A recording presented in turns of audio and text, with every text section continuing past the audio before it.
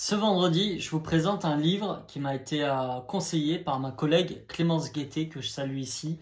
Il s'agit d'une belle grève de femmes signée Anne Crignon, qui est journaliste et qui s'intéresse aux pennes sardines. Alors, qui c'est les pennes sardines? Eh bien, c'était les ouvrières qui, en Bretagne, travaillaient notamment dans les conserveries, vous savez, pour les sardines, d'où leur nom, ou les autres poissons.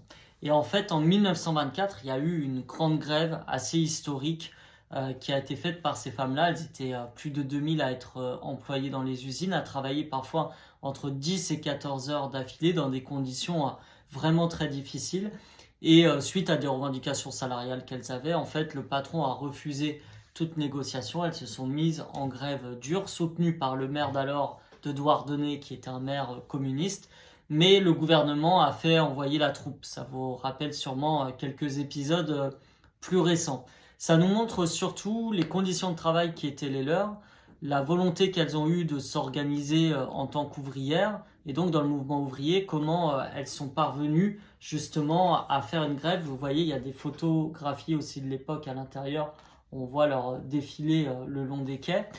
Et elles ont gagné. Au bout de 6 semaines, malgré toutes les difficultés, elles ont obtenu de meilleures conditions salariales et de travail de manière générale. Et c'est devenu en fait à l'époque un événement national autour duquel qui a cristallisé beaucoup de choses et notamment des avancées évidemment pour les femmes qui travaillaient. C'est un livre vraiment très intéressant si vous vous intéressez à la question bien sûr des droits des femmes mais aussi du mouvement ouvrier de manière générale et qui nous montre en plus que les luttes collectives peuvent gagner et ont des répercussions encore aujourd'hui dans l'espoir qu'elles insufflent. Voilà, une belle grève de femmes, signée Anne Crignon. Je ne peux que vous recommander cette lecture.